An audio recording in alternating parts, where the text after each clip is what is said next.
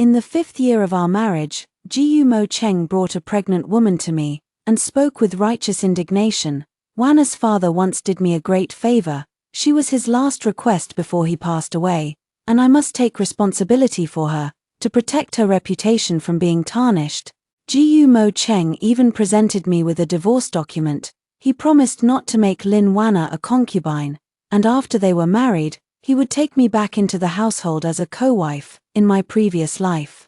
I cried and argued with him, unwilling to divorce, even after I was diagnosed with pregnancy. Just because Lin Wana said I didn't look like I was pregnant, Jiyu Mo Cheng believed I was faking the pregnancy, deliberately targeting Lin Wana, scheming to ruin my reputation, and ultimately forcing me to drown myself in shame. Once again, I opened my eyes. This time, without hesitation, I voluntarily signed the divorce papers. Ching, don't worry, after Wana gives birth to our child after the wedding, I'll bring you back as a secondary wife. Jiyu Mo Cheng held my hand, speaking to me in the gentlest of tones.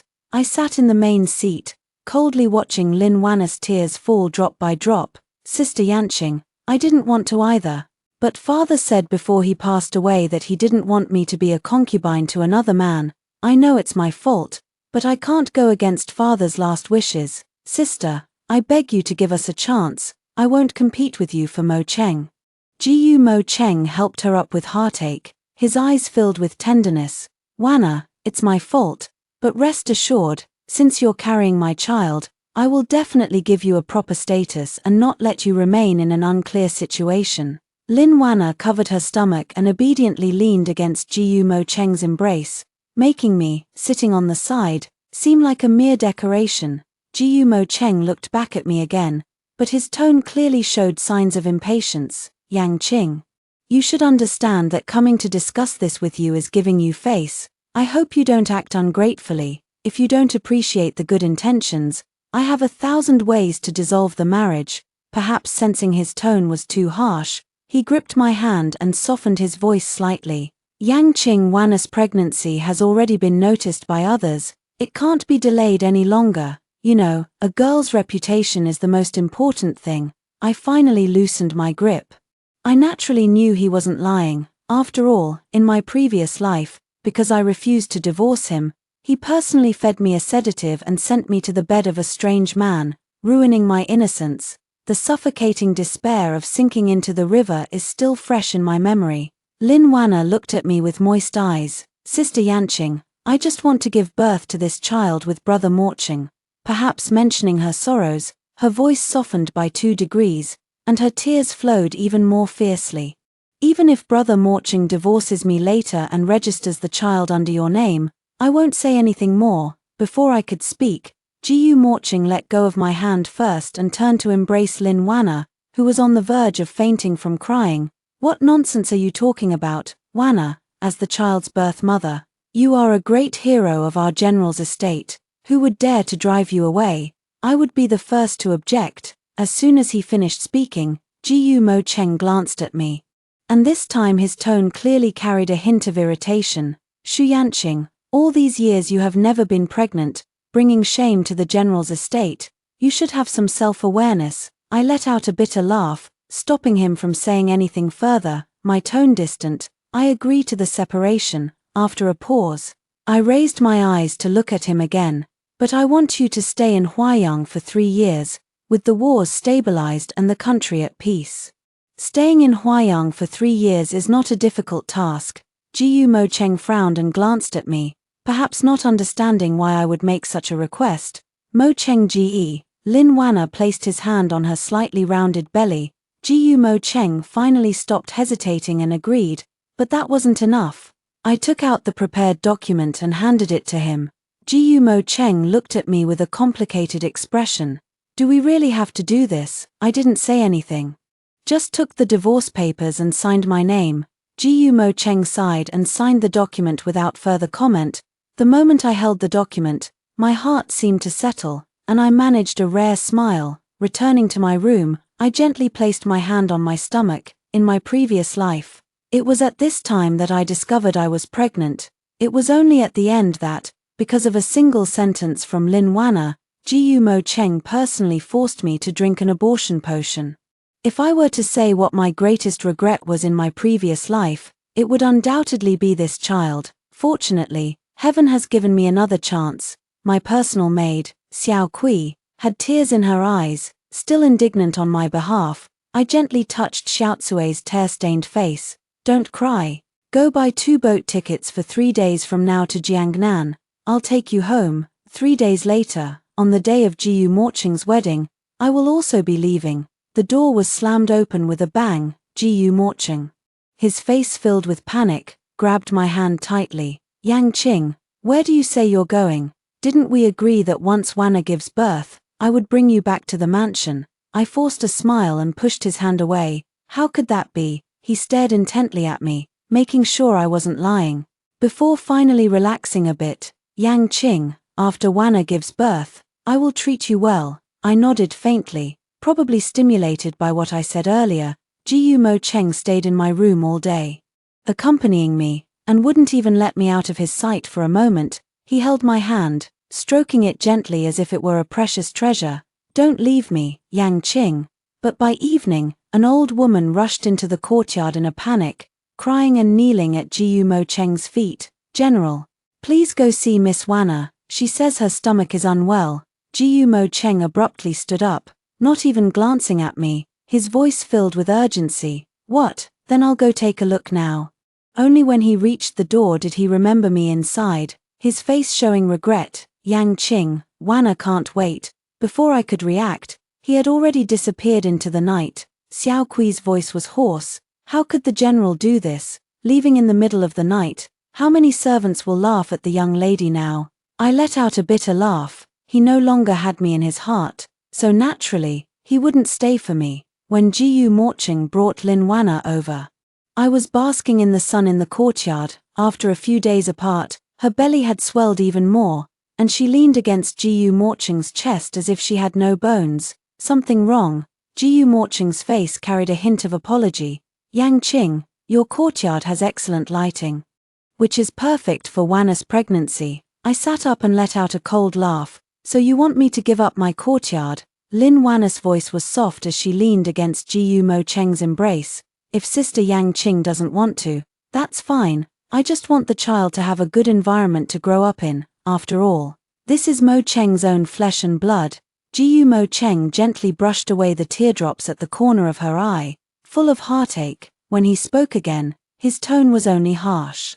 Yang Qing, you're too immature. Moreover, tomorrow I'm marrying WNR, and by etiquette, this courtyard should be for her.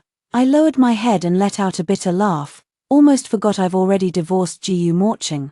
Besides, I'm leaving soon. I'll pack up shortly. Lin Wanna's voice continued behind me. Morcheng Ge, I don't like peach blossoms. Why not pull these peach trees out and plant roses instead? Jiyu Mo Cheng affectionately pinched the tip of her nose. As you wish. I love peach blossoms. So all the peach trees in the courtyard were planted by Jiyu Mo Cheng himself for me. He once promised under the peach tree that he would never betray me for the rest of his life. But now, I shook my head, thinking he probably didn't remember it anymore. While tidying up the room, Lin Wanna walked in with a coquettish laugh. Her eyes darted around, her smile full of mockery. This residence of the headmistress isn't much to look at, is it? I glanced at her. But my gaze was drawn to the jade bracelet on her wrist. Our family has dealt in jade, so I could immediately tell that her bracelet and mine came from the same source. However, hers was a top-grade Imperial green, while mine was just a flawed piece with a few scattered green spots.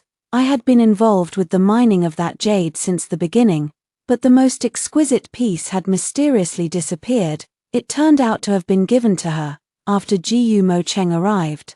He saw me staring at the bracelet. He quickly stepped in front of Lin Wanna with a panicked expression, afraid that I might do something to her. Unfortunately, I had no interest. Mo Cheng Ge, I heard that Sister Yang Qing is very skilled. I want to ask Sister to embroider my wedding dress. I didn't even think before saying no. Tears fell from her eyes. I know my sister doesn't like me, but since I was young, my father went to war, and I've endured a lot of hardships. Tomorrow is my wedding day, and I just want to look beautiful as I get married. Jiyu Mo Cheng gently wiped away the tears from the corners of her eyes, clicking his tongue in annoyance. Yang Qing, why make it difficult for her? Wana has it hard enough. What harm could it do to help her? He gently patted Lin Wana, who was sobbing uncontrollably, his tone already a commanding order. This matter is settled. You will make Wana's wedding dress. I quietly watched him for a long time before coldly saying, it can be done, but, I paused before continuing. But back then, I was renowned for my Suzhou embroidery and received the emperor's commendation. If you want me to embroider your wedding dress, it's not impossible, but it will cost you 1,000 taels. Jiyu Mo Cheng paused for a moment, looking at me in disbelief. If it had been in the past, I would never have refused him, let alone bargained like this. He frowned. Don't be ridiculous. Yang Qing, I shook my head, my tone unchanged. Jiyu Mo Cheng, I'm not joking. For some reason, seeing Xianxia like this, Jiyu Mo Cheng felt an inexplicable sense of unease. He suppressed the strange feeling and held Lin Wana's hand. Forget it, I'll find the best embroiderer to make you the finest wedding gown. The day before her departure, Lin Wana stood before me in a bright red wedding gown, her face full of pride. Look. This was specially made for me by the best embroiderer Mo Cheng found. Seeing no reaction from me, she continued, do you know what Mo Cheng said about you? That it's your fortune as a merchant's daughter to marry him. My hand gripping the sleeve suddenly tightened. When he sought my hand in marriage, he promised he wouldn't disdain my birth. I sneered coldly. Seeing that I remained silent, a rare trace of anger appeared on her face, but soon, as if thinking of something, her smile took on a sinister edge. Guess who Jiyu Mo Cheng will choose, you or me? As she spoke, she fell into the pond behind her, dressed in her bright red wedding gown. The next second, I was suddenly knocked over by a force, and before I knew it, I fell into the pond as well. The biting cold water of winter clung tightly to my skin, and it wasn't until I choked on 2 mouthfuls of cold water that I finally saw the figure, Jiyu Mo Cheng. He didn't even glance at me as he swam straight toward Lin Wana. Even as he passed by me and heard my cries for help, he didn't stop. In the splashing water, I saw the triumphant gleam in Lin Wana's eyes, and I read her lips. She was saying, I win. The icy pond water dragged me down. I suddenly remembered being drowned by the crowd in the pond in my previous life. Just like this, at that time, Jiyu Mo Cheng had already taken Lin Wana ashore, standing on the bank looking down at me. Does this mean that even after being reborn, I still can't change the outcome of my death? I don't know where the courage came from, but I mustered all my strength to shout to Jiyu Mo Cheng on the shore, Jiyu Mo Cheng, I'm pregnant, please save me. Jiyu Mo Cheng's footsteps paused, but the next second, Lin Wana grabbed his hand. Mo Cheng, my stomach hurts so much. Without hesitation, he picked up Lin Wana and didn't even glance at me again, as I watched Jiyu Mo Cheng's retreating figure. My heart had never felt so utterly despaired. But I really want to live. Perhaps it was my sincerity that moved the heavens. As Xiao Kui heard my cries for help, the next morning, Jiyu Mo Cheng and Lin Wana's wedding, Xiao Kui and I packed our luggage, taking all my dowry, and took one last look at this land before boarding the boat to Jiangnan. As for the promissory note signed by Jiyu Mo Cheng, I had already submitted it to the emperor. A general with military power confined to Huayang during peacetime is the best guarantee for imperial authority. Years pass, and our ties end here. For some reason, Jiyu Mo Cheng's heart was shrouded by a strange feeling. As the time to get married approached, he suddenly felt an overwhelming urge to see Xianxia. But he was stopped. Sir, the auspicious time is almost here. We should leave now. Jiyu Mo Cheng had no choice but to give up, but as he mounted the tall horse, a noise came from outside the house. Then someone pushed the door open. Jiyu Mo Cheng immediately recognized the eunuch from the emperor's side and quickly dismounted. The eunuch entered calmly. Could it be that the emperor had sent his personal eunuch for something urgent? Could there be another war? That would mean putting off the marriage to Lin Wana for the time being. But for some reason, the thought of postponing the marriage to Lin Wana gave him a strange sense of relief. Jiyu Mo Cheng, dressed in a bright red wedding gown, knelt down with a large group of people behind him. The eunuch glanced at Jiyu Mo Cheng and handed him the item in his hand. Mo Cheng took the letter paper with suspicion. At a glance, he recognized it as the one Xianxia had asked him to sign before. However, there was now an official seal stamped in the corner. Mo Cheng's entire hand was trembling. "What is this, Your Honor? The Emperor has granted the decree for the next 10 years. The general may not leave Huaiyang without a summons. That is all I was tasked to convey. Please continue with your joyous celebration, General." Mo Cheng forced a strained smile. He hadn't expected Xianxia to present this to the Emperor, but now that it had come to this, he could only suppress the myriad of emotions within him and bow to the eunuch before mounting his horse. Mo Cheng couldn't understand why Xianxia was so determined to keep him in Huaiyang, but deep down, he felt an inexplicable sense of unease. "Even sitting on the tall horse made my heart race." Mo Cheng tried his best to shake off the strange thoughts in his mind, but when he saw Lin Wanna walking out in her red wedding gown, his heart skipped a beat. His mind was filled with scenes from his wedding with Xianxia. After paying respects to the elders, he escorted Lin Wanna to the bridal chamber. While Mo Cheng stayed in the front hall to entertain the guests, he drank a lot, but just didn't want to go to the bridal chamber. It wasn't until the night fell and the guests had mostly left that Mo Cheng finally staggered and pushed open the door to the bridal chamber. The same scene, but under the veil was not the person he had hoped for. Seeing Lin Wanna's face full of makeup, Mo Cheng thought of Xianxia, who had married him at the age of 17. At that time, Xianxia didn't even need to apply any makeup, just sitting there. One's heart would unconsciously follow her rhythm. Her every smile and frown seemed to dance on Mo Cheng's mind. It wasn't until Lin Wanna called out to him that he finally snapped back to reality. Lin Wanna, with teary eyes, threw herself into his arms. "Mo Cheng, brother, Wanna has finally married you. You have no idea how happy Wanna is." But Mo Cheng's body was very stiff. Lin Wanna probably also noticed Mo Cheng's stiff body.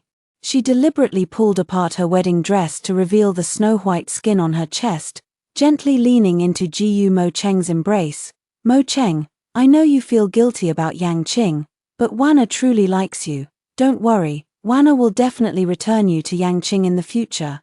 Mo Cheng couldn't help but swallow hard as he looked at the snow-white skin exposed on her chest. Finally, he gently patted Lin Wanna's back. How could that be? That night, Mo Cheng slept very uneasily.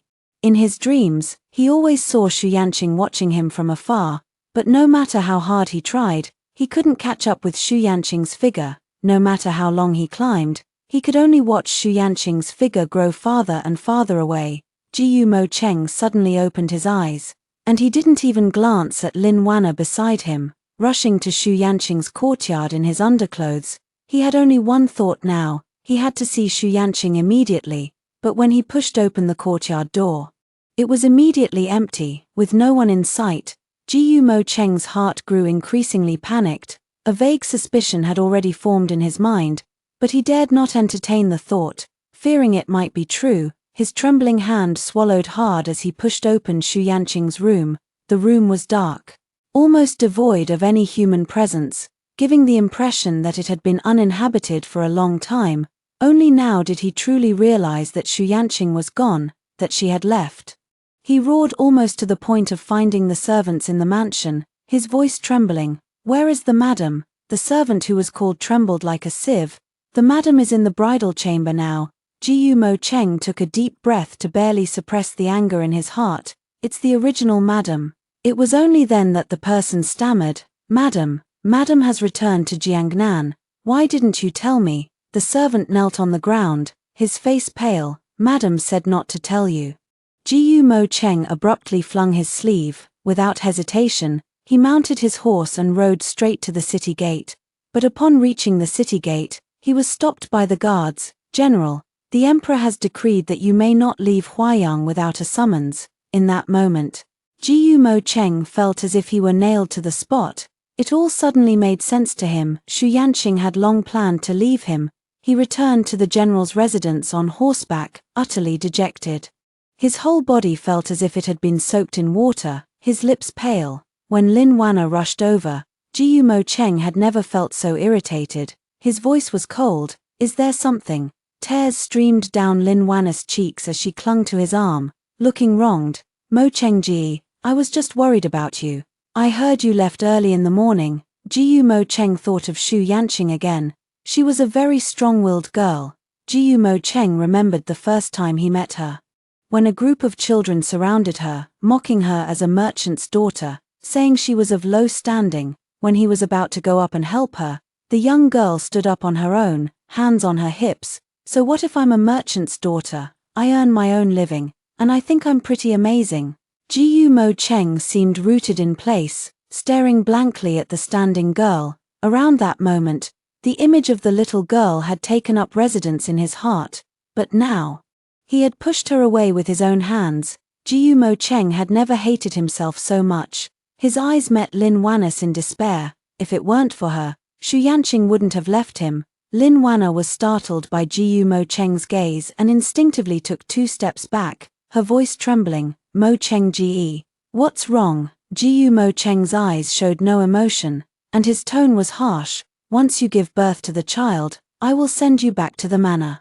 My wife has always been and will always be Xu Yanqing. At that moment, Lin Wanna fell to the ground, her eyes filled with tears. She watched Jiyu Mo Cheng's retreating figure, knowing that no words of hers could change anything now, so she remained silent.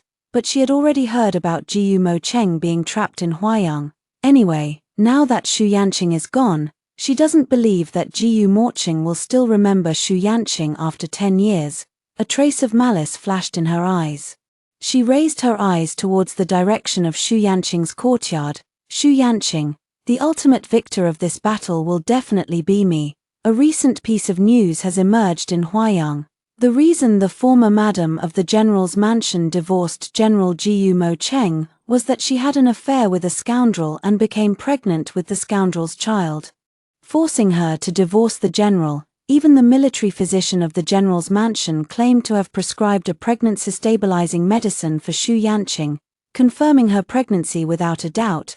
But when this news reached Jiyu Mo Cheng's ears, all he felt was shock. Child. He suddenly remembered the desperate voice of Xu Yanqing behind him that night. She said, Gumo Cheng, I'm pregnant with your child. Please, save me. Xu Yanqing, who was so full of pride, begged him for the sake of the child. That child could only be his. It turns out they had truly had a child together. Jiyu Mo Cheng clutched his chest and suddenly spat out a mouthful of bloody phlegm. Xu Yanqing, I was wrong. Please, come back and see me one more time. Jiyu Mo Cheng struggled to stand up. Pulling out the sharp sword from its sheath in one swift motion, he dragged the sword as he walked step by step to Lin Wanna's courtyard, kicking open the gate to her yard with a single forceful kick.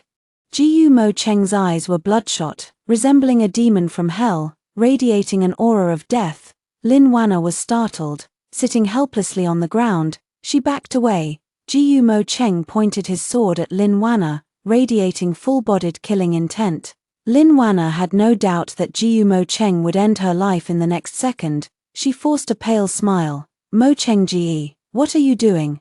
Jiyu Mo Cheng's voice was icy, carrying an unsettling chill. You already knew Yang Qing was pregnant. Lin Wanna's eyes darted away, and in the next moment, Jiyu Mo Cheng's sword pierced the bed curtain beside her. Jiyu Mo Cheng crouched down and grabbed Lin Wanna's neck with a firm grip. Lin Wanna could only feel that she was unable to breathe. The next second, Jiyu Mo Cheng suddenly let go. Lin Wanna knelt on the ground, gasping for breath.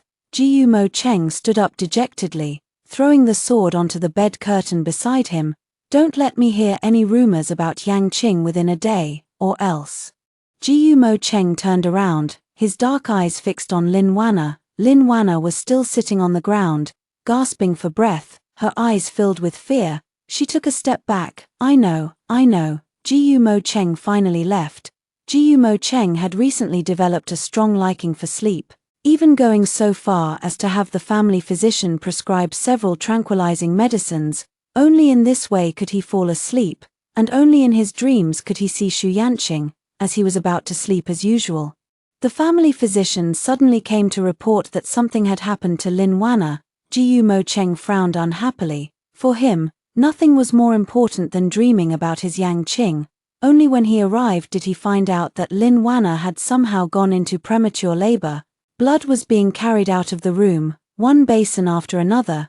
Jiyu Mo Cheng sat impatiently at the door, not moving an inch even as Lin Wanna's cries of pain came from inside.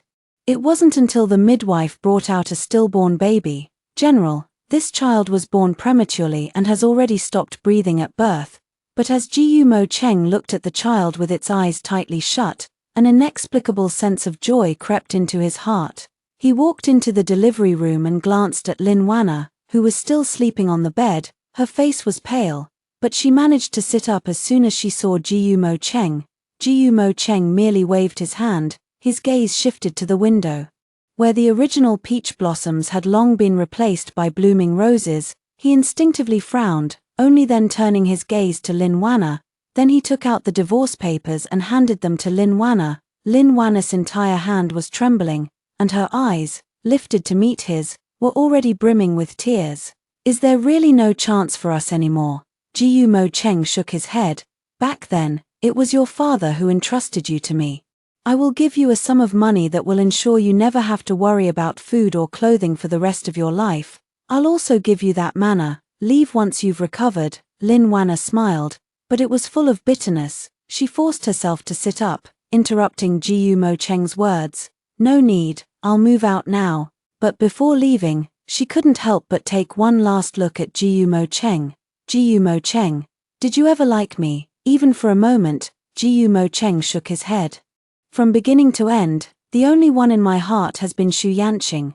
Jiyu Mo Cheng watched Lin Wanna's retreating figure. For some reason, a strange memory suddenly surfaced in his mind. Jiyu Mo Cheng had another dream, but this time the dream was quite peculiar. In the dream, he saw his little girl hadn't left him, yet he relentlessly pushed her further away, until he forced her into a dead end. Jiyu Mo Cheng was almost scared awake. The dream was too real and too terrifying.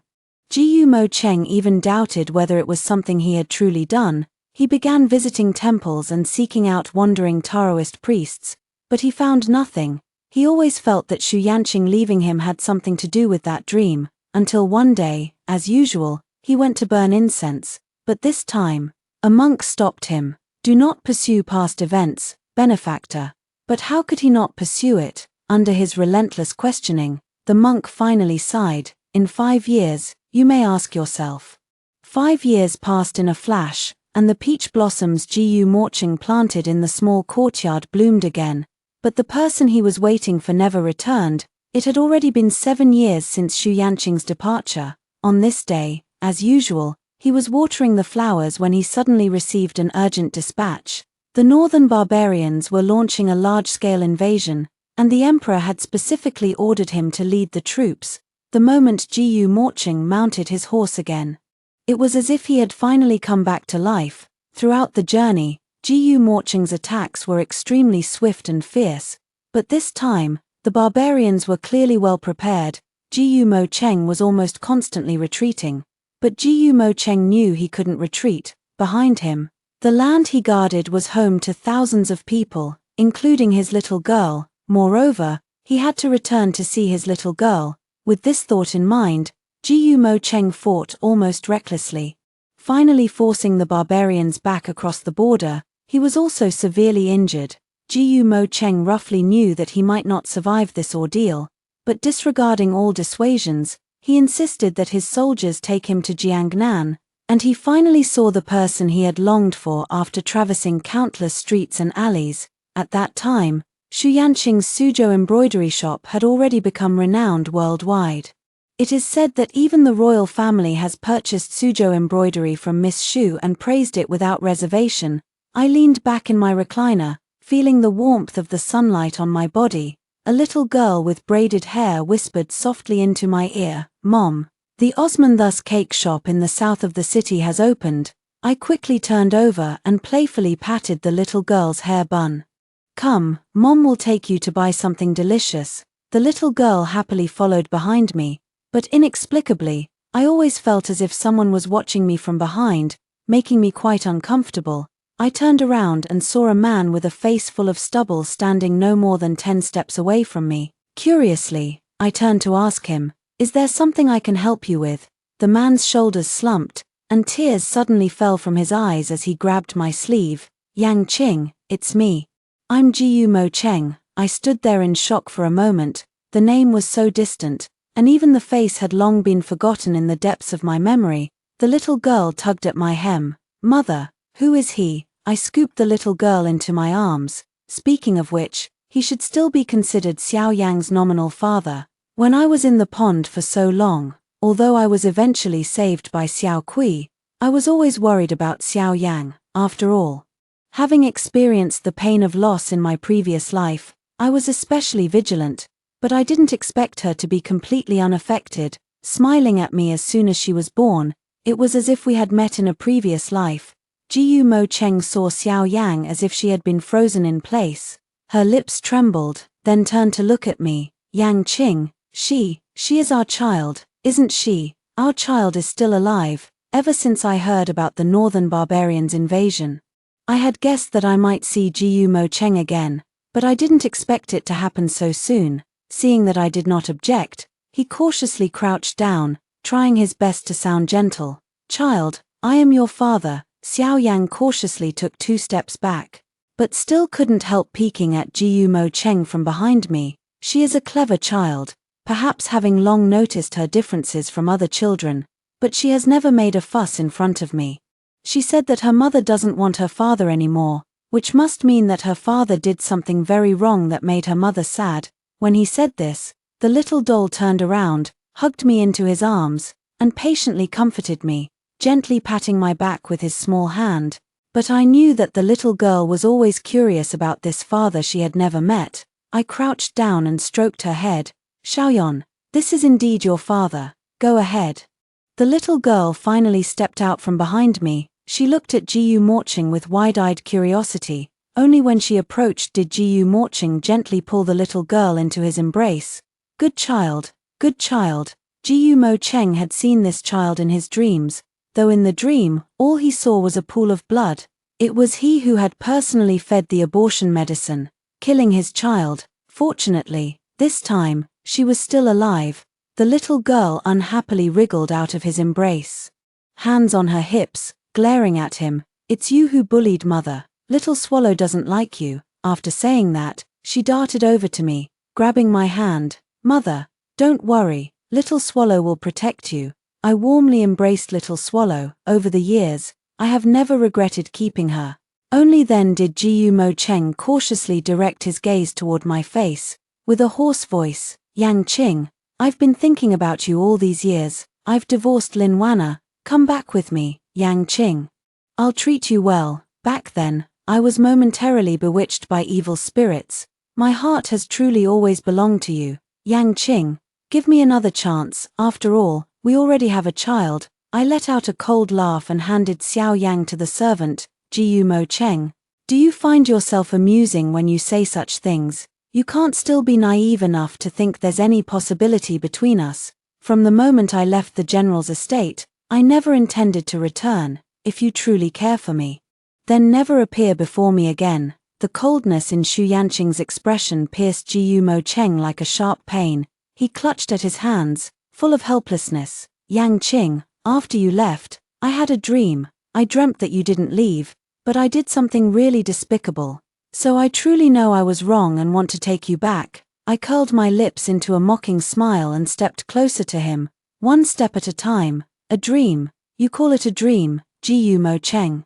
The dream you see is everything I experienced in my previous life.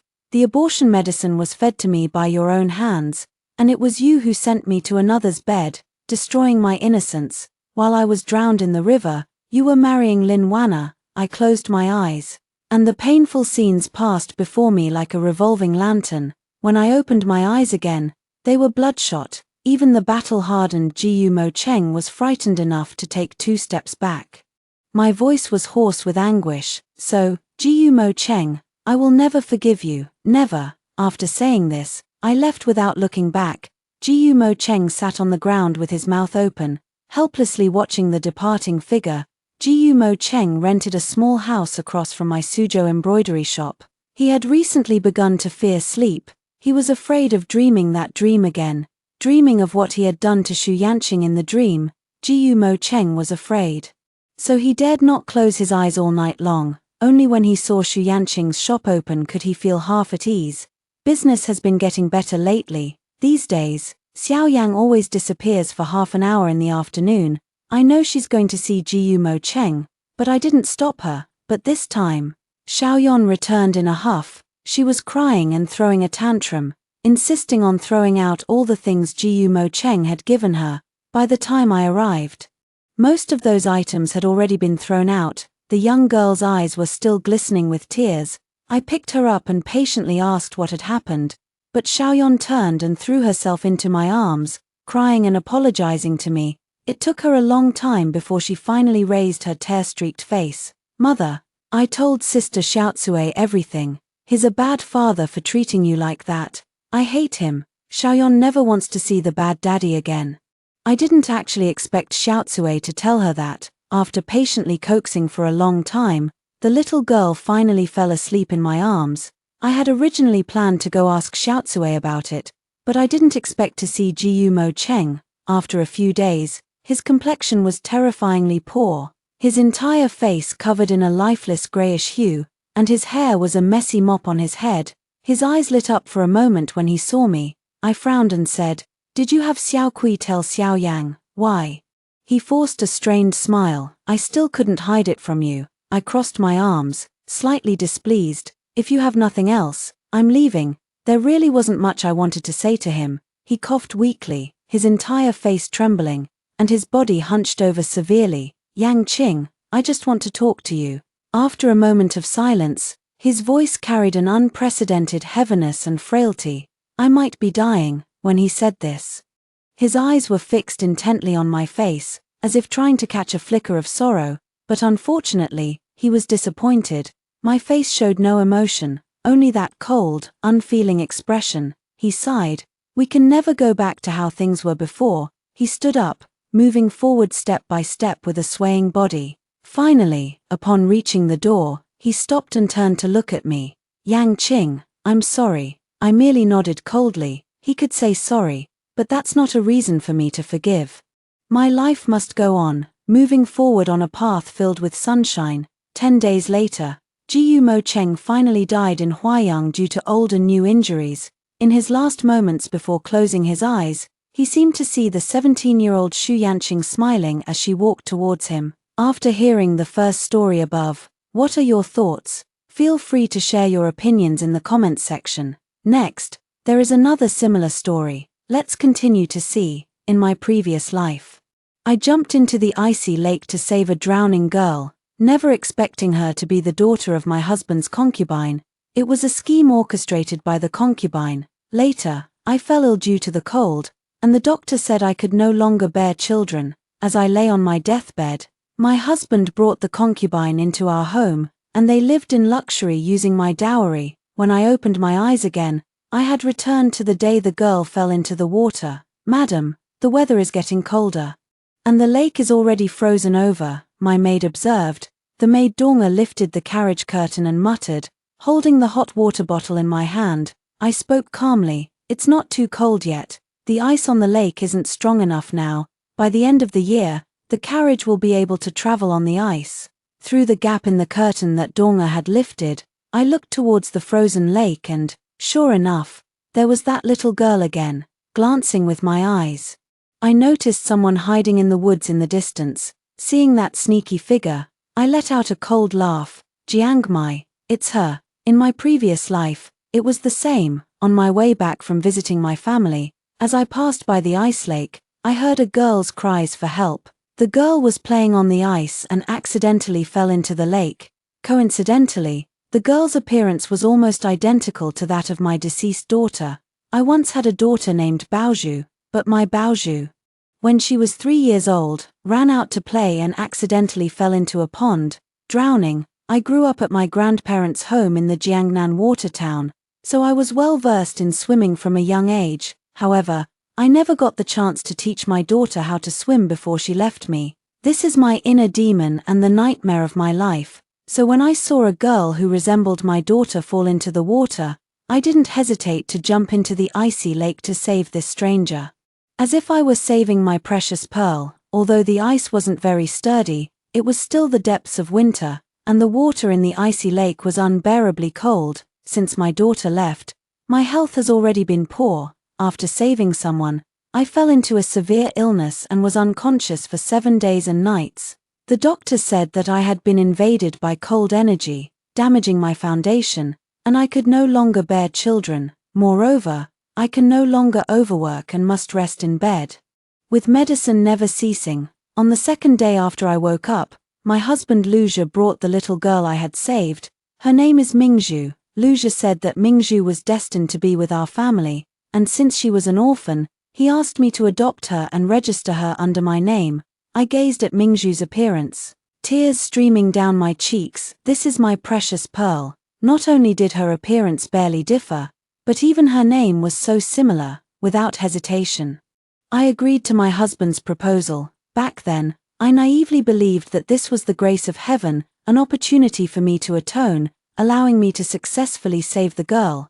So, I treated Mingzhu as my own daughter. Even with my sickly body, I arranged everything for her: clothing, food, shelter, and travel. No detail was overlooked, and I spared no expense, ensuring everything was the best.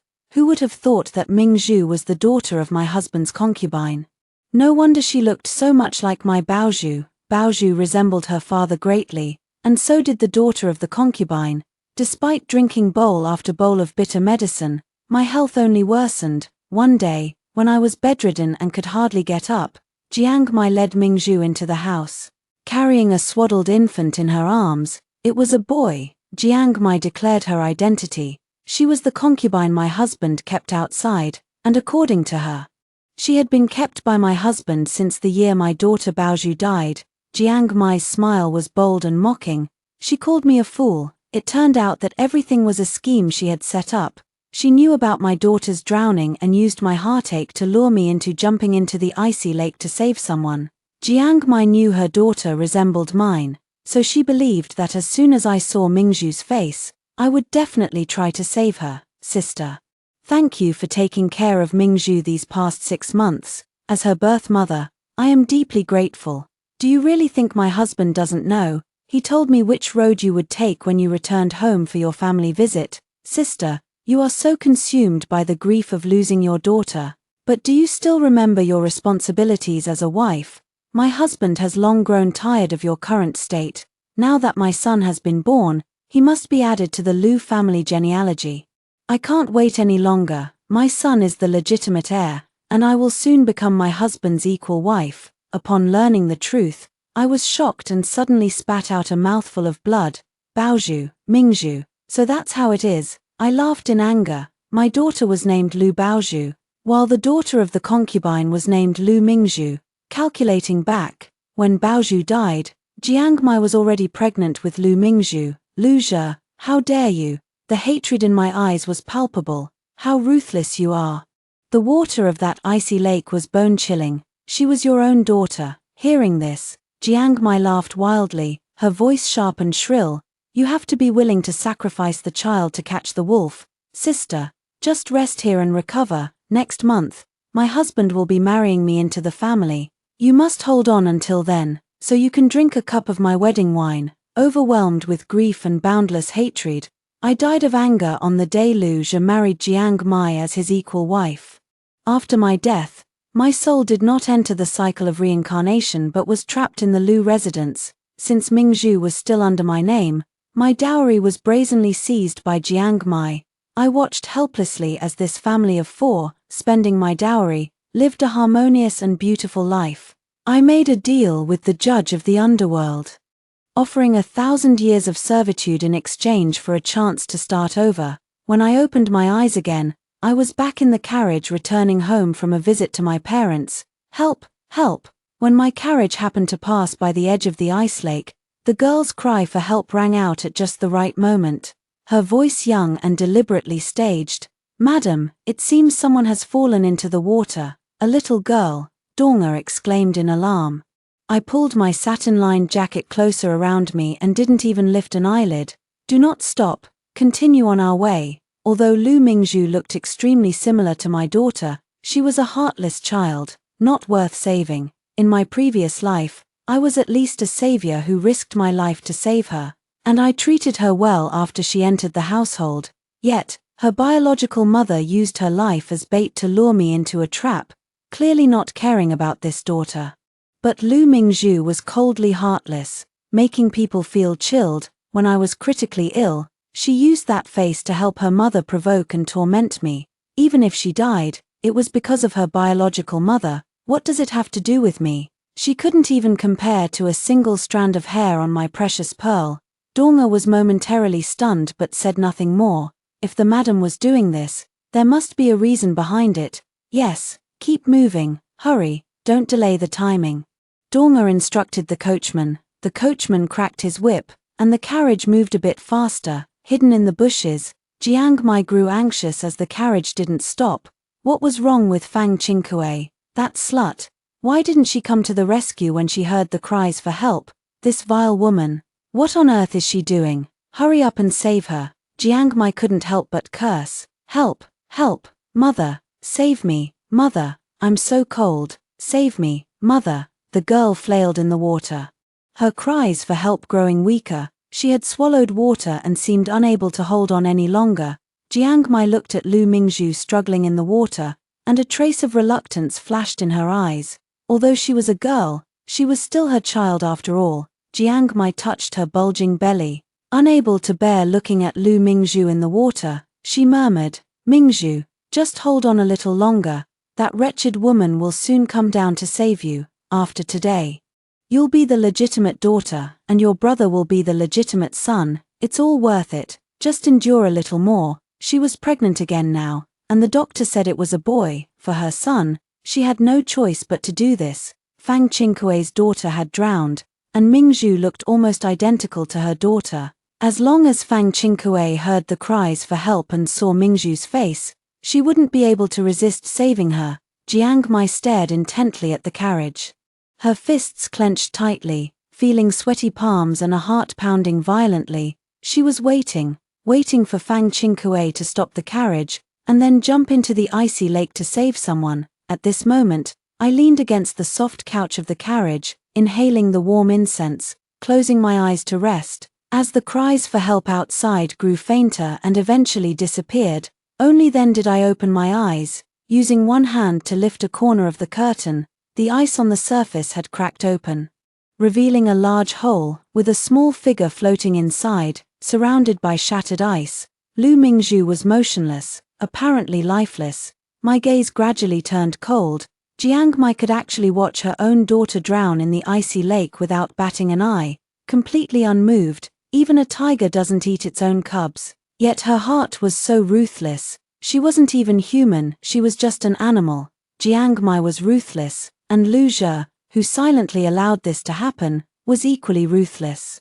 When Lu Zhe married me, he was just a destitute scholar from a fallen family. My father despised his poverty and refused to let me marry him. Lu Zhe knelt at our doorstep for a day and a night before he finally secured this marriage. It was with the help of my family over the years that the Lu family was able to recover from their decline. When Lu Zhe married me, he swore never to take a concubine. I casually replied at the time, "If you ever have another woman, we'll divorce. I'll take all my dowry back to my family without a single cent missing, and don't you dare try to take advantage of me." The marriage customs in the Jingzhou kingdom are unique. After a divorce, the husband must return all the dowry to the wife. If the wife passes away and she has no children, her family can reclaim the dowry. If there are children, the dowry is inherited by the wife's children, which essentially goes to the husband. He was silent for a moment, then spoke endless sweet words, swearing that he absolutely would not. It turns out he had it all in mind. I had warned him beforehand, so he wouldn't divorce me, because he couldn't bear to part with the substantial dowry I brought. He wanted the money and also wanted Xianxia and the legitimate son. Therefore, I became their stumbling block. Thus, they wished for my death, to remove me as quickly as possible, register Lu Mingzhu under my name. Upon my death, she will inherit all my dowry. My family cannot reclaim the dowry because I have a daughter under my name. What a cunning plan, a well-calculated scheme. Yet, Lu Zhe, you knew I was deeply troubled by my daughter's death. and you still chose to exploit her death to manipulate me. The year Baozhu died, I was devastated, crying every day until my eyes nearly went blind. Meanwhile, you were elsewhere indulging with your mistress. Baozhu is also your child. Luxia, you are good, but Jiangmai is not worthy of being a human. And you are even less worthy. You two, this pair of dogmen and woman, should all go down to keep my Baozhu company in the afterlife. I lowered the curtain and slowly took a sip of tea, saying, it's easy to get sleepy in a carriage. I slept all the way and I'm still sleepy. Wake me up when we enter the city. I'll sleep a little more. Dong'er nodded. Yes, madam. She was puzzled. Madam had been very alert the entire journey, not sleeping at all, so why say such a thing? And that girl who fell into the water earlier, it wasn't like madam to ignore someone in danger. Although Dong'er couldn't figure it out, she followed whatever madam said, seeing the carriage gradually disappear into the distance. Jiangmai was struck as if by lightning, frozen in place. How could this be? Why didn't Fang Qingkue save the person? 1,000-pound boulder was placed on her chest, pressing down on her so hard that she could barely breathe. Jiangmai stiffly turned her neck.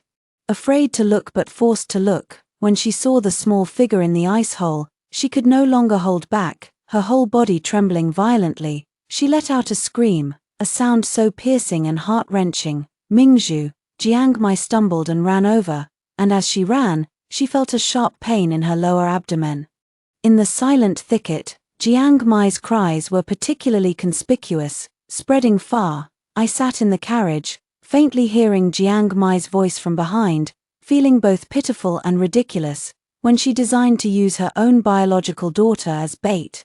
Did she never consider what would happen if Lu Mingzhu wasn't rescued? Even if rescued, what if she suffered from after-effects, when she saw the carriage didn't stop? As a mother, she should have promptly abandoned her schemes against me and rushed to pull Lu Mingzhu to safety. Perhaps Lu Mingzhu could still be alive, but she didn't. She watched her own daughter drown in the icy lake, and now she's crying and shouting about what? She's truly ruthless. If I can be killed today, my dowry can also be seized, making it a lucrative deal, using one daughter to secure her lifetime of wealth and her son's position as the heir is worth the risk. Unfortunately, Jiangmai miscalculated. Who is wailing? The sound is full of despair. Did the madam hear it? Dong'er said. Didn't hear anything. You must be hallucinating, I said. Dong'er lifted the curtain to look behind, but it was too far away to see anything. I slightly narrowed my eyes, taking a moment to rest my mind. As there was a good show to watch today, returning to the Lu residence, I looked at the Lu family's gate, feeling as if it were a world apart, seeing me step down from the carriage clean and tidy. Not a single drop of water on me. Luxia widened his eyes in astonishment, exclaiming, Madam, how did you return? I looked bewildered. Husband, I am just returning home today. You knew this long ago. Why are you so surprised? Luxia forced a couple of dry laughs, trying to cover up his reaction. I forgot. Yes, Madam is returning today. Look at my memory. I smiled without speaking, but Luxia couldn't help but ask, Madam, did you encounter any accidents or meet anyone on your way back? I lightly yawned. I slept the whole way and only woke up when I entered the city. Luxia blurted out, You've been sleeping the whole way. Yes, what's wrong, husband? Why are you upset upon hearing that I was sleeping? I asked. Luxia's face was grim, but he forced a smile to placate me. The carriage is bumpy. I was worried you wouldn't rest well on the ride. A hint of sarcasm flashed in my eyes. Luckily, I slept soundly. Luxia was dissatisfied with my answer. He turned to Dong'er. Dong'er, was the journey smooth? Did you encounter anything? Dong'er glanced at me, then at Luxia, answering flawlessly. The journey was safe, and nothing happened. Dong'er was brought from my family home, and she was extremely loyal to me. In my previous life, after I fell seriously ill, she suddenly disappeared. Luxia's explanation was that she had stolen property from the household and was driven out. In fact, during the 7 days and 7 nights I was unconscious.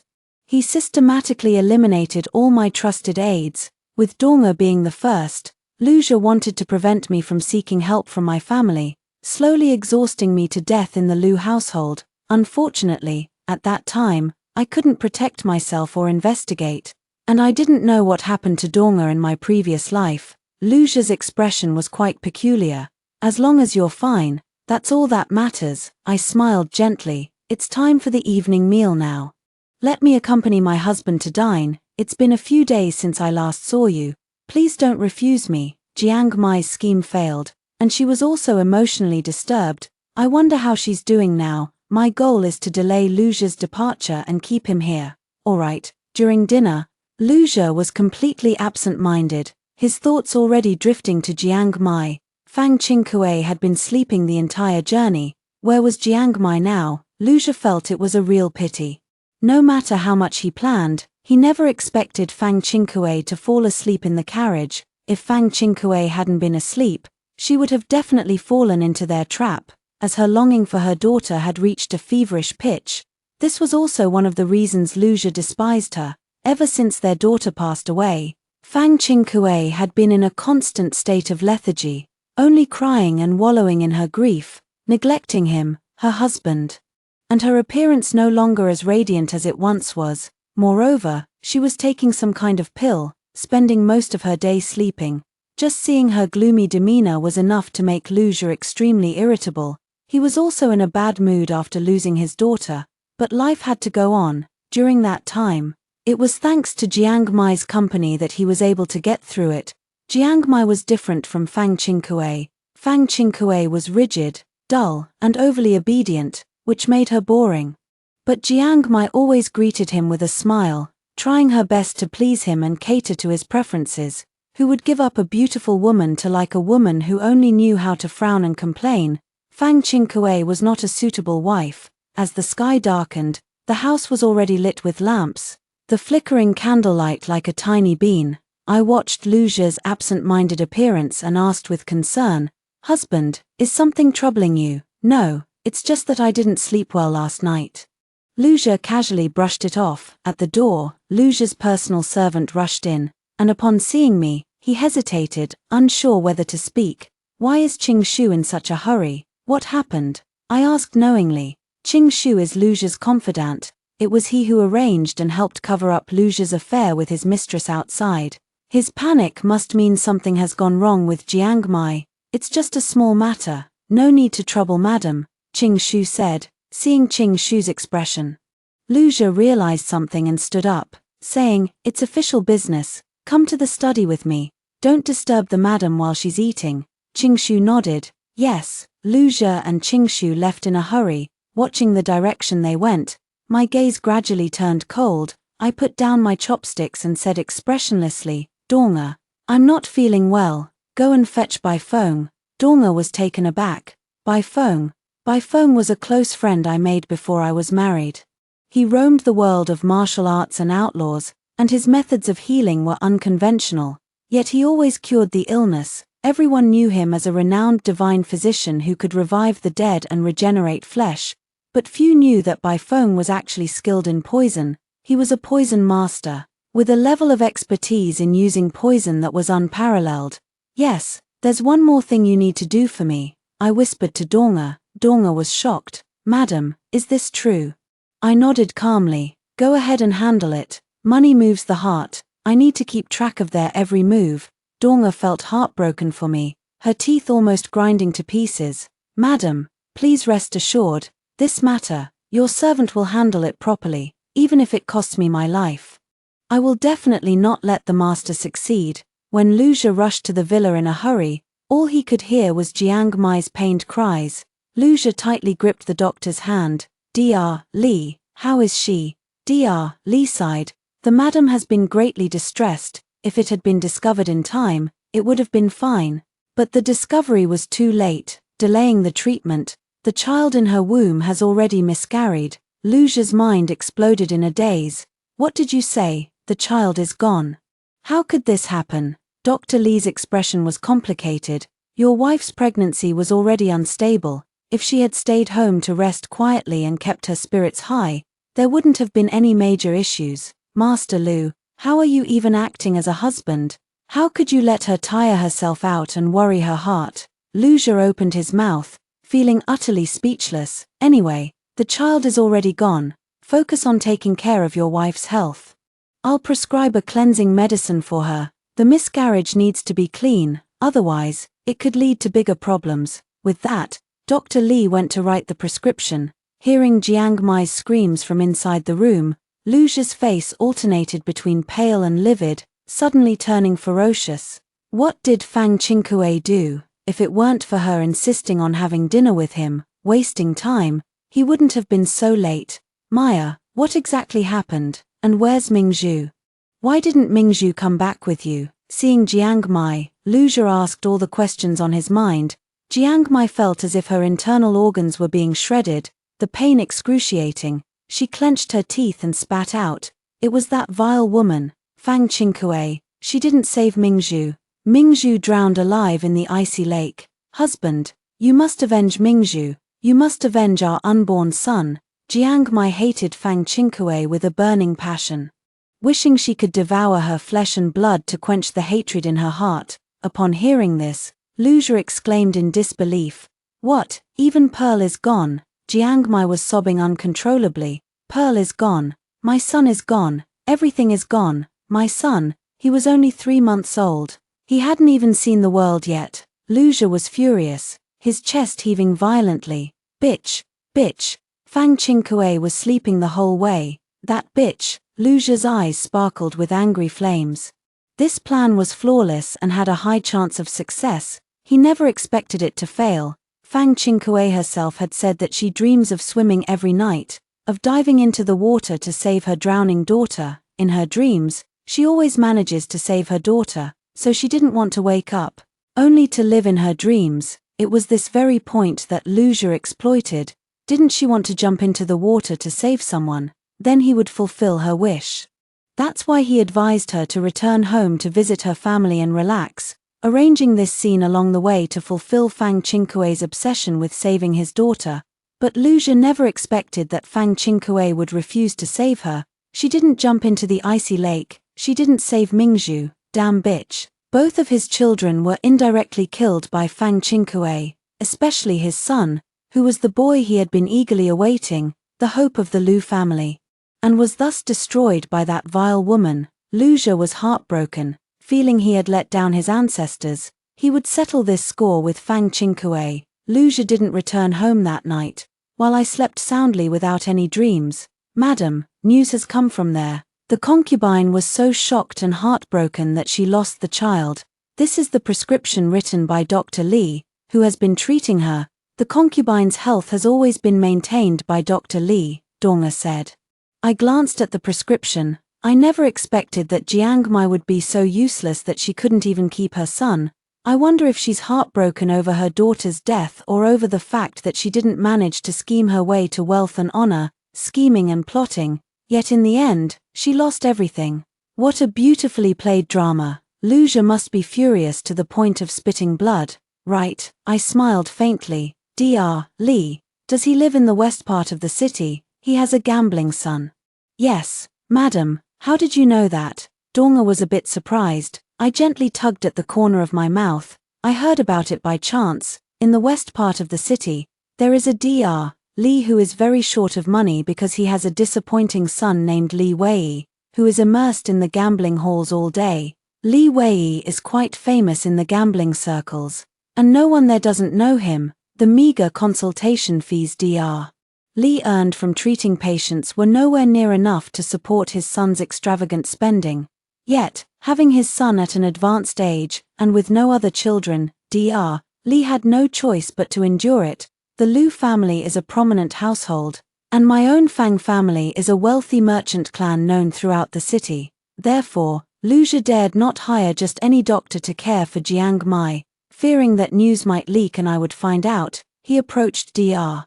Li because he knew the doctor was in need of money, offering a high price to ensure his silence and keep the secret hidden.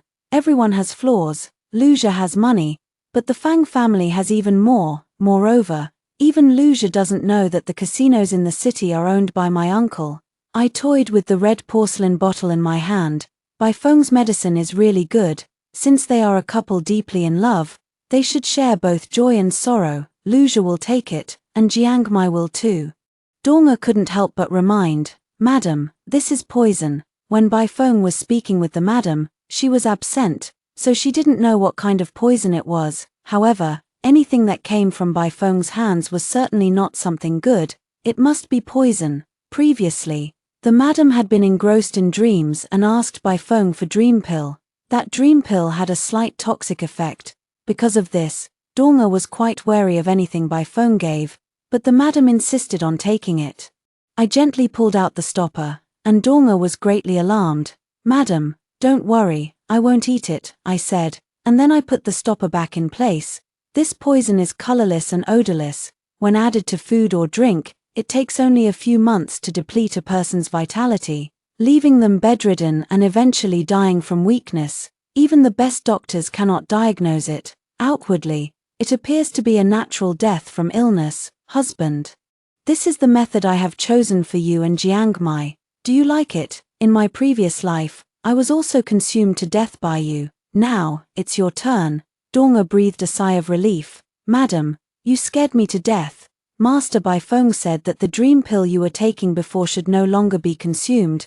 Dreams are illusions, and that medicine harms the body. Madam, you should face reality, since the master is so ruthless. You should seek another path. If the family finds out, the old madam and the old master will be heartbroken. Don't let father and mother know about this for now," I instructed. Dong frowned. "Madam, such a major matter should be brought to the attention of the old master and mistress to seek their counsel. If not now, then when?" I gazed at the withered branches outside the window and said slowly, when announcing the death. Dong's face lit up with joy. "So the poison was meant for the master. That's excellent. He dared to scheme against madam. He should taste the consequences. The Fang family is not one to be trifled with. Back then, the old madam said that master was too extreme, always resorting to kneeling to force us to comply, and it wasn't worth marrying him. I thought the old madam was right at the time, but you insisted on marrying him. Now, madam, you must stay clear and not be deceived by master's sweet words again. And you must not be soft-hearted. He is trying to take your life," Dong said worriedly. Of course not. I knew what Dong was worried about. She was afraid that I still loved Wuxia and couldn't bring myself to be ruthless. Dong has always had my best interests at heart, but at this moment, I am no longer the Fang Qingkue who could be easily deceived. Wuxia used Baoju's death to scheme against me. He is unforgivable and deserves no mercy. I died once, clawing my way out of hell. All to claim their lives, the lives of this adulterous pair. "Madam, the master has returned," a servant announced from outside. I placed the red porcelain vase into the dressing case. "I understand." Wuxia stormed in, immediately accusing me. "Fang Qingkue, didn't you say nothing happened on your way back yesterday?" I asked the coachman. "Someone fell into the ice lake. Why didn't you save them?" I exchanged a glance with Dong. "What's wrong with you, husband? What do you mean by falling into the water? Who do you want me to save?" Wuxia was panting heavily, his eyes flickering. As soon as he returned to the Lu family, his anger flared up, and he couldn't help but come to confront her. But how could he even demand an explanation from her? He couldn't bring himself to say it, so he had to swallow his anger, which only made Wuxia feel even more frustrated. In a single day, he lost 2 children. Wuxia wanted to strangle this fool. Why on earth did she have to sleep at a time like this? Wuxia glared at Dong and said viciously, "Dong, why did you make the carriage go faster when passing by the ice lake? What are you plotting? My Lu family cannot tolerate someone as malicious as you. Come, give her 100 lashes and find a broker to sell her to a brothel." I pulled Dong behind me and said coldly, "Who dares? Dong is my personal maid, and her contract is with the Fang family. On what grounds does my husband want to sell her?" The servants looked at each other, none of them making a move. I am the head of the household, and these servants were all bought by me. I distribute their monthly allowances. How dare they disobey me? "Wuxia, what's wrong with you? What has Dong done to offend you? What exactly happened at the ice lake? Explain yourself," I demanded. Dong was extremely wronged. "Master, I truly don't know what I did wrong." Wuxia was so angry his hair seemed about to stand on end. "Someone fell into the ice lake, and you deliberately told the coachman to hurry away. How dare you say you did nothing wrong, you vile?" Before Wuxia could finish, Donga retorted loudly. How did Master know someone fell into the ice lake? Does Master know them? Luxia seemed choked, then angrily retorted, who do you think you are, you lowly servant, to question me? My Lu family is known for its benevolence and good reputation. If it gets out that our servants stood by and did nothing, the Lu family's reputation will be ruined by you. Donga's attitude was neither servile nor overbearing. Madam was sleeping at the time, and I was dozing off as well. In my drowsy state, I thought I heard some noise. I woke up and thought it might have been an auditory hallucination. It was getting late, so I urged the coachman to hurry, wanting to return home before nightfall. Master asked if there were any accidents on the road.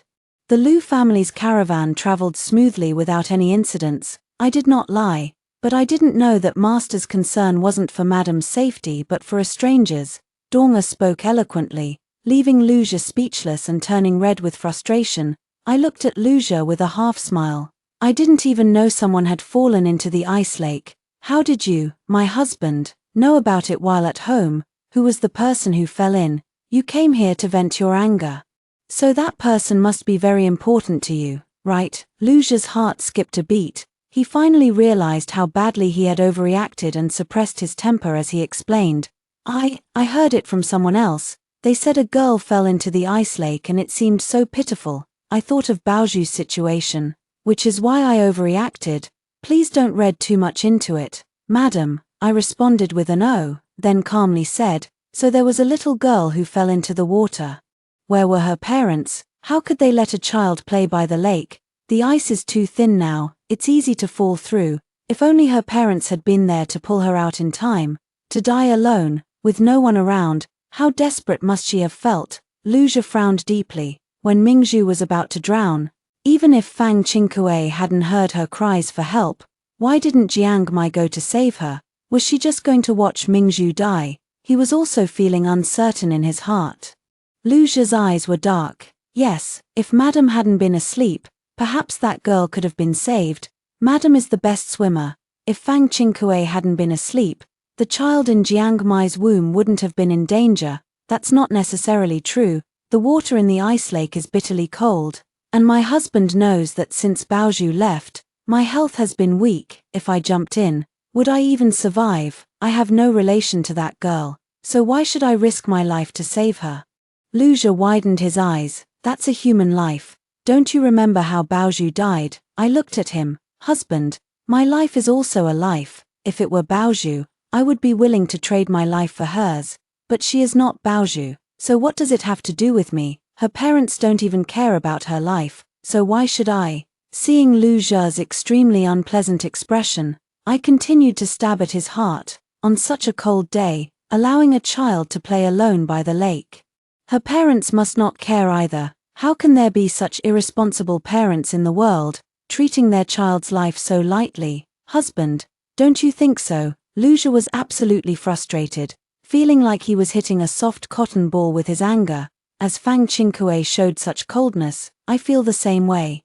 It's so infuriating. Madam, I have official business to attend to. Luxia fled in panic. After Luxia left, I snorted coldly. Serves you right, Donga exclaimed with delight.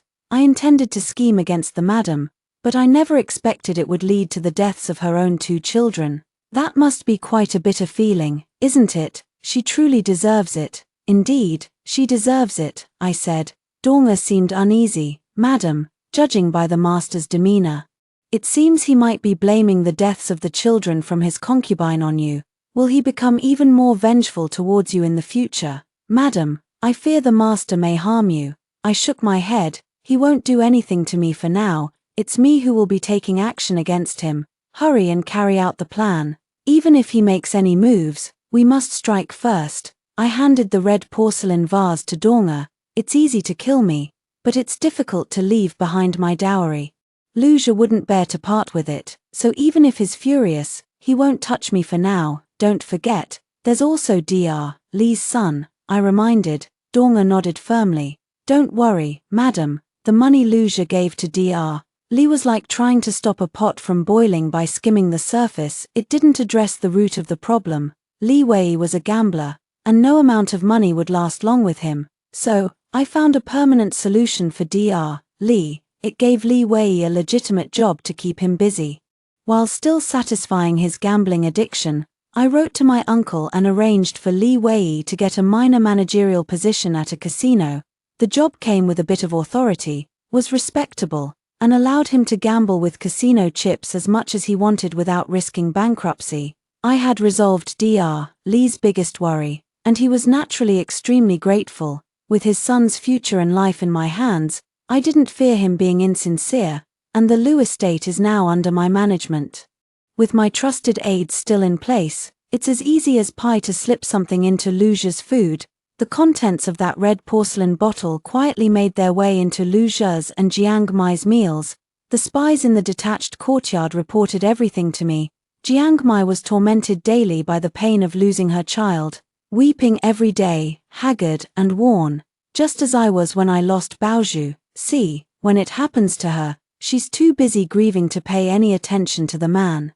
Lujia initially often visited the detached courtyard to comfort the woman he cherished deeply, but later, he went less frequently. Jiang Mai's personal maid said that Lujia and Jiang Mai had a big argument.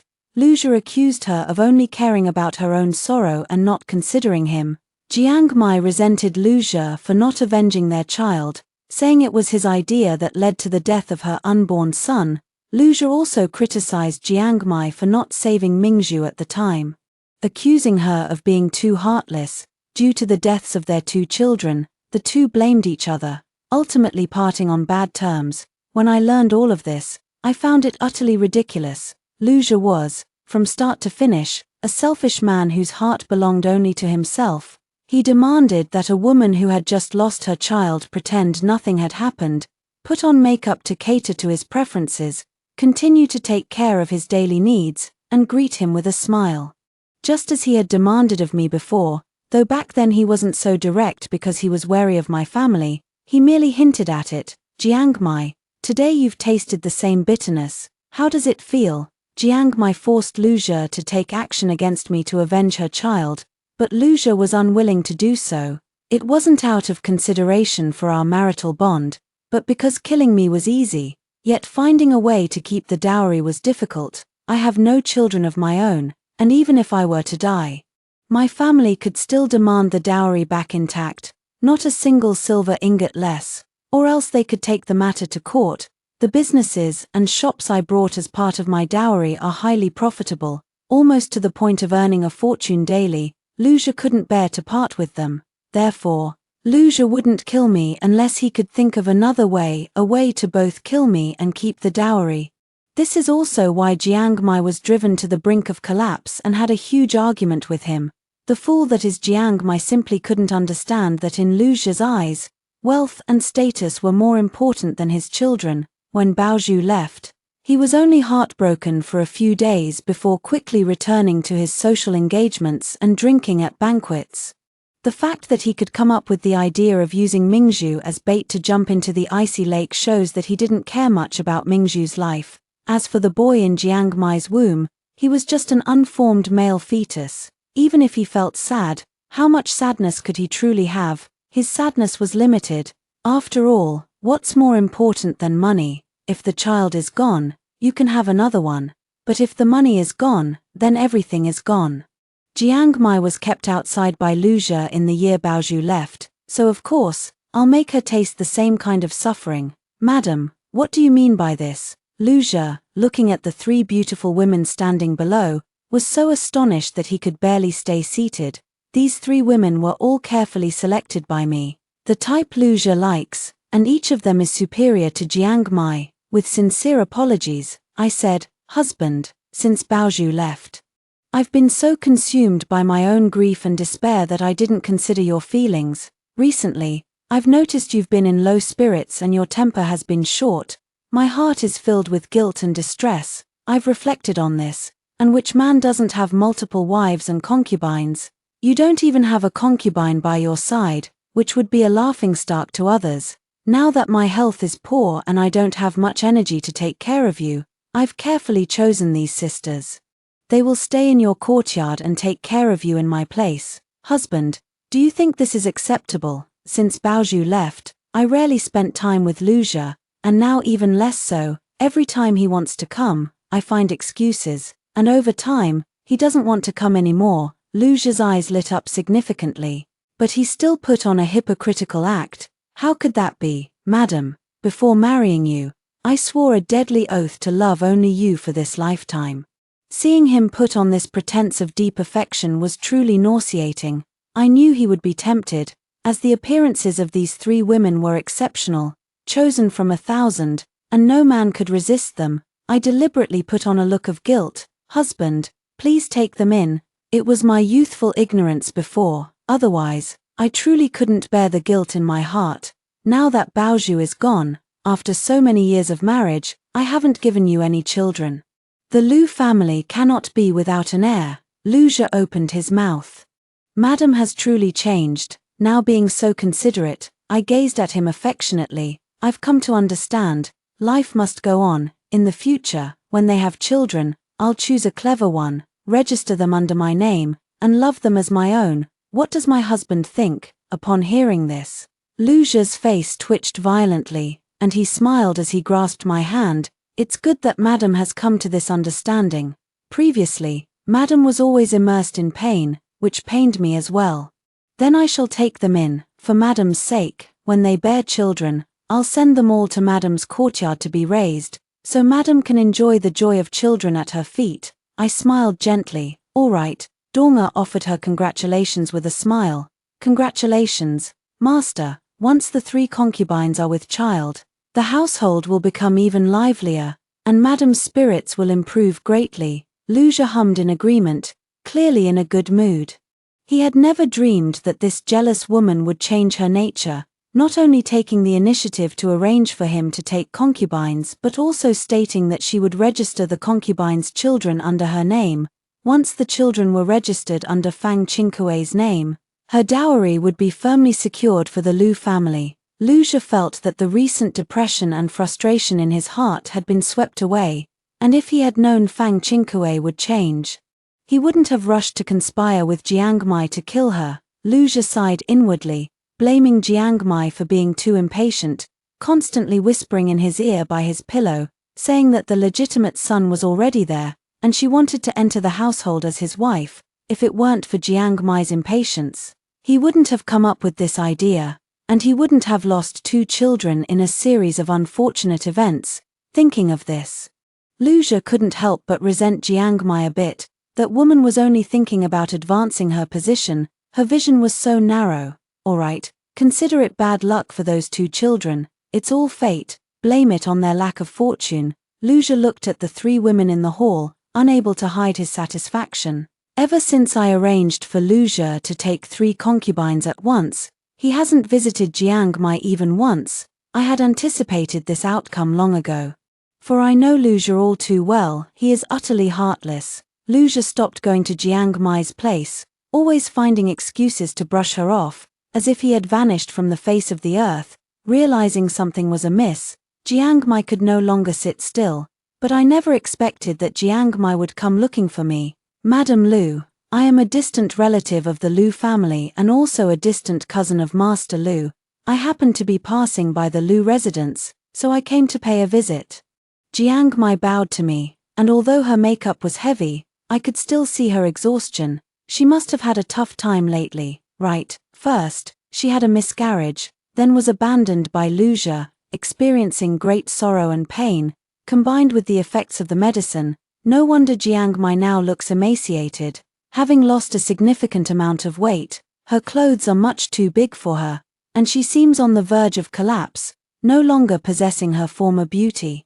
Hearing the random identity she concocted for herself, I hid my inner mockery. A distant relative, what a load of nonsense. She's just a singing girl from a brothel.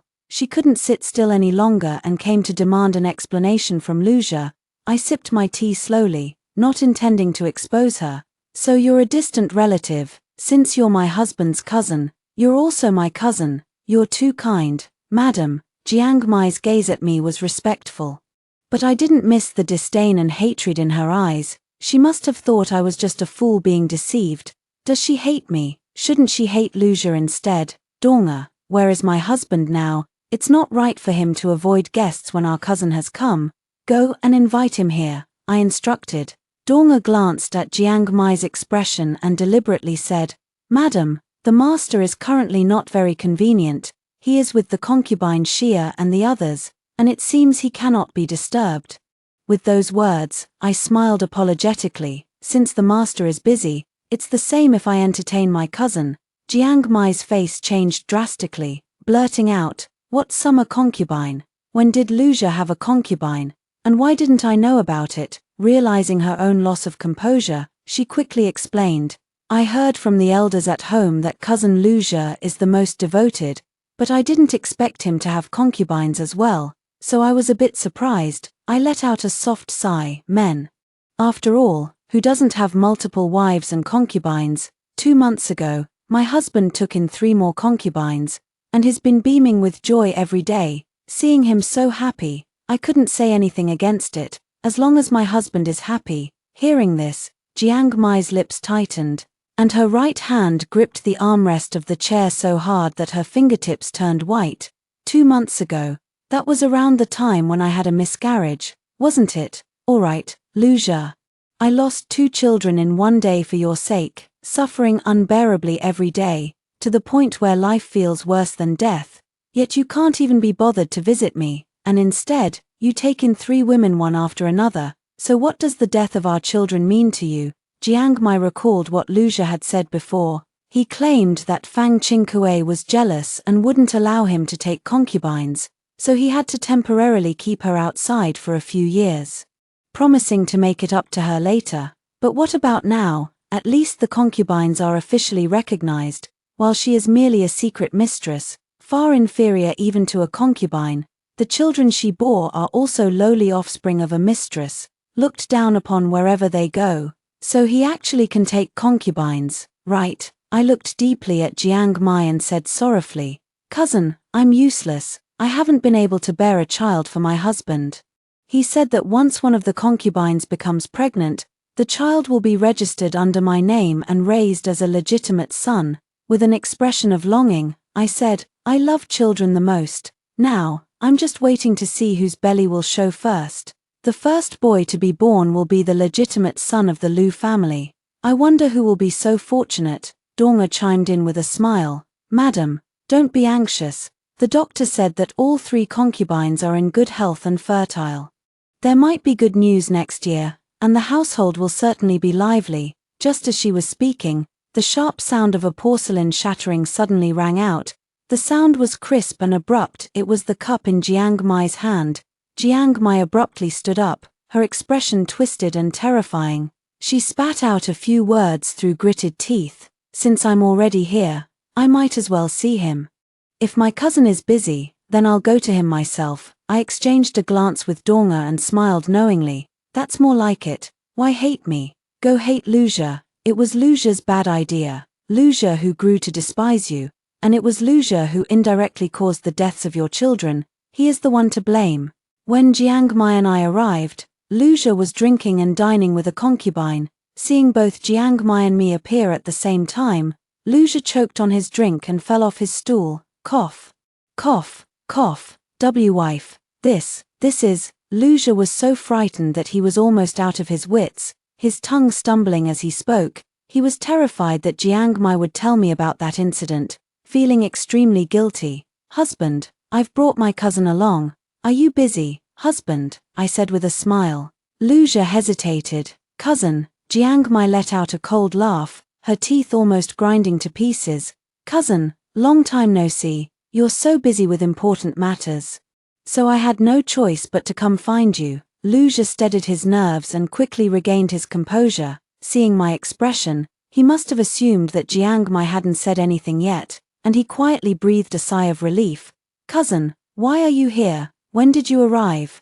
And what did you talk about with your cousin-in-law? There was a subtle hint of threat in Wuxia's tone. I felt an instant connection with cousin-in-law and we talked about quite a lot. Would you like to join in, cousin? If it weren't for my presence, Jiang Mai would have almost lost control and started shouting. Now she was also about to lose control. Wuxia's gaze at me was filled with panic. He glared fiercely at Jiang Mai, afraid that I would notice something. I knew that if I stayed any longer, it would interfere with their dog-eat-dog dynamic, so I decided to leave under the pretense of an excuse. Since my cousin has traveled far to visit, I'm sure you siblings have a lot to catch up on. I still have some accounts to settle at the shop, so I'll take my leave, you two chat. Wuxia still managed to show concern for me, saying, then I'll catch up with my cousin. Don't overwork yourself, my dear. I left with Donga. Just before we departed, Donga gave a meaningful look to Jiang Mai's personal maid. After I left, Wuxia pulled Jiang Mai into the study and ordered that no one was allowed to enter, with the maid standing guard outside. Why are you here? Go back now. Wuxia scolded loudly. Jiang Mai's eyes were filled with rage as she demanded, didn't you say Fang Qingkue wouldn't let you take a concubine? Didn't you say Fang Qingkue didn't want to adopt a child? You liar, you're the one who killed my child. Now you have a woman, money, and soon you'll have a child. What about me? What about my child's death? Wuxia suppressed his temper and explained, I don't know why Fang Qingkue suddenly changed. Maybe after returning to her family home and being consoled by her family, she came to understand. Only after our child died did she agree to me taking a concubine, which I didn't expect. Jiang Mai's voice was sharp. Didn't expect, my 2 children are dead, and you just brush it off with didn't expect. Wuxia was getting impatient. He didn't want to bring up this matter again. What can we do? The dead cannot be brought back to life. If you want to blame someone, blame their bad luck. Hearing this, Jiang Mai completely broke down, her entire demeanor resembling that of a madwoman, crying and rushing over to tear at Wuxia. You scoundrel, are you even human? That was your child too. You say such things when the child is dead, and you're hiding from me, you beast. Wuxia pushed her away forcefully. Enough. Look at yourself. You're nothing but a lunatic. Jiang Mai fell onto the tea table. You think I'm ugly, don't you? Your concubine is beautiful. But have you ever thought about how I ended up like this? I lost my son. I'm heartbroken. Wuxia disdainfully looked away. Seeing Wuxia being so ruthless, Jiang Mai let out a cold laugh. What do you think Fang Qingkue would say if she knew about the ice lake incident? If she knew you wanted to kill her to take her dowry, do you think she would still agree to adopt your illegitimate child? Or maybe she would divorce you. Perhaps she would even report you to the authorities. Wuxia's face darkened. You dare to threaten me? Now that Fang Qingkue has agreed to adopt the illegitimate child, there is no need for him to scheme tirelessly for her dowry, nor is there any need to harm Fang Qingkue's life. The incident at the ice lake must never be known to Fang Qingkue, or the consequences will be unimaginable. Wuxia's eyes grew much darker. Jiang Mai's existence was a major problem. I am threatening you. You have everything, and I have nothing, since I'm already barefoot. I have nothing to lose. If you don't give me a satisfactory explanation, I'll go to Fang Qingkue and spill everything, Jiang Mai said, glaring. Wuxia was silent for a moment, then suddenly his tone softened. Maya, I know you're heartbroken, but things have come to this point. We can have more children in the future. How about I take you as my concubine? It's just children, we can have as many as we want later. First, I need to calm her down. Jiang Mai let out a disdainful laugh. A concubine. All these years, I begged you countless times to let me enter your household as a concubine, and you refused. Now, the lives of 2 children only earn me a concubine's position. That's too ridiculous, too absurd. Why would you think I'd agree to that? What do you want then? Wuxia asked. Jiang Mai's eyes gleamed with greed. I am your woman, so of course you have to marry me. I want to be a co-wife, entering the door with a grand procession, equal to Fang Qingkue. If it weren't for your terrible idea, by the time my son was born and adopted by Fang Qingkue, he would have already been the legitimate son. Wuxia, this is what you owe me. Wuxia gritted his teeth. That's impossible. If it weren't for you constantly nagging, I wouldn't have taken such a risky move. Blame yourself for being too impatient. Anyway, I don't care. You promised me before that after Fang Qingkue dies, I would be the main wife. Either I become a secondary wife, or it's mutual destruction. You decide. Jiang Mai delivered her ultimatum. She had to secure a good future for herself. She had evidence of Wuxia's attempted murder of his wife, so he had no choice but to agree. Wuxia, at his wit's end, slapped her across the face. You bitch. dare to say another word, and I'll kill you." Xianxia let out a scream, then fell to the ground, her body motionless. Luxia pointed at her and shouted, "My patience is limited, don't push your luck." Luxia was breathing heavily, and seeing Xianxia not moving, he sensed something was wrong. "Xianxia, get up, stop pretending. Xianxia, Maya." Luxia stepped forward to take a look and found that Xianxia's mouth was bleeding, and she was unconscious. Luxia was shocked and instinctively took a few steps back. "I was trimming the plum blossoms in the vase when I asked." "Fainted?" "Yes, she fainted. The concubine's cheek is swollen so badly, her lip is split," Donga replied. "Did you call for the doctor?" "Yes, we did. The master said it was because the concubine fell by herself, and the doctor is currently examining her." I chuckled lightly. Luxia really didn't hold back, did he, after all? She was once someone he cherished, yet he showed no mercy at all. Luxia was inherently cold-hearted. The feelings between them had long dissipated with the deaths of those two children. In their previous life, they had a common goal for their own interests. But now, there was only chaos left. Two lives stood between them. And even if there were any feelings left, they were only filled with resentment and hatred. So, their falling out was inevitable, in my opinion. That concubine has quite the ambition. A lowly concubine dares to covet the position of a legal wife, wanting to stand equal with you. Madam, what kind of status does she think she has? She should take a good look at herself and see if she's worthy. Donga was indignant. I put down the scissors. Let's go see the commotion. This lady is suffering from both qi and blood deficiency. She has just miscarried and has been experiencing prolonged emotional agitation, leading to internal stagnation and a severe depletion of vital energy. She needs to rest quietly and recover well. She must not get angry anymore. Hearing the doctor's words, Luxia's expression was inscrutable. "Cousin, you must take good care of your health after returning home." I looked at Xianxia, who was weak on the bed, and exclaimed, "Good heavens, how did she fall so badly? My cousin's body is just too weak, a mere fall and she faints. How can this be, husband? With our cousin so badly injured, how can she continue the journey? Let her stay here and recuperate. It's better to let her recover before returning home," I suggested. Luxia was about to refuse immediately, but Xianxia spoke up. "Thank you, cousin. Ever since my miscarriage, my health has been poor.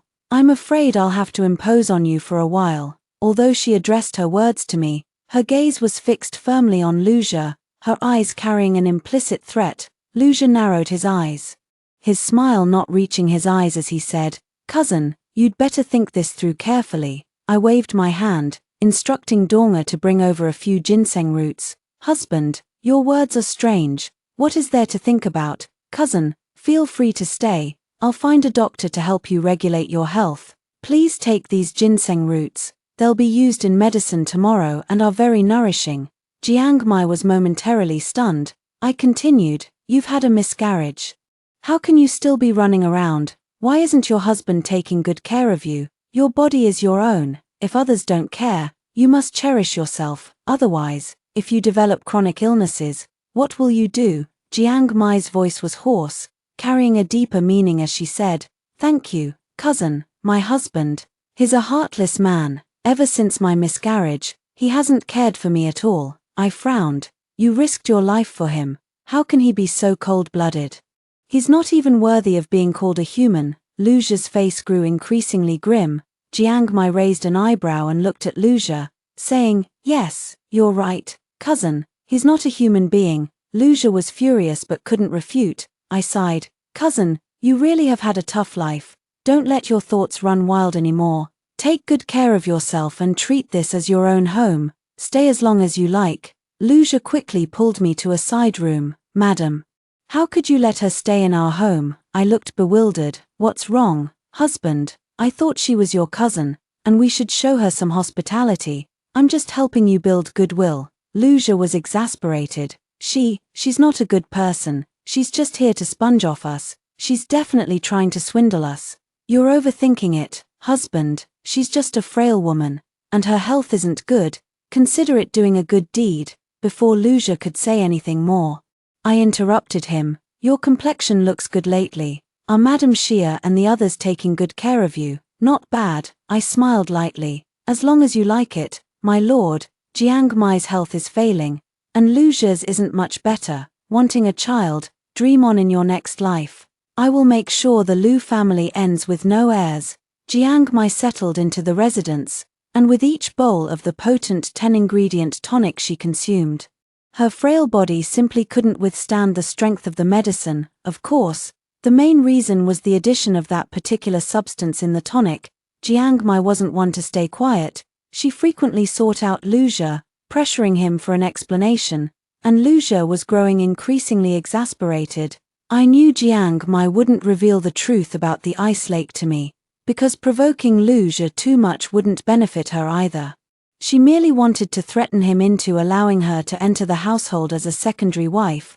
That slap had already made Jiang Mai wary. She knew that Lu Zhe's words were definitely not just a scare tactic. He dared to kill his wife, so of course, he would dare to kill her.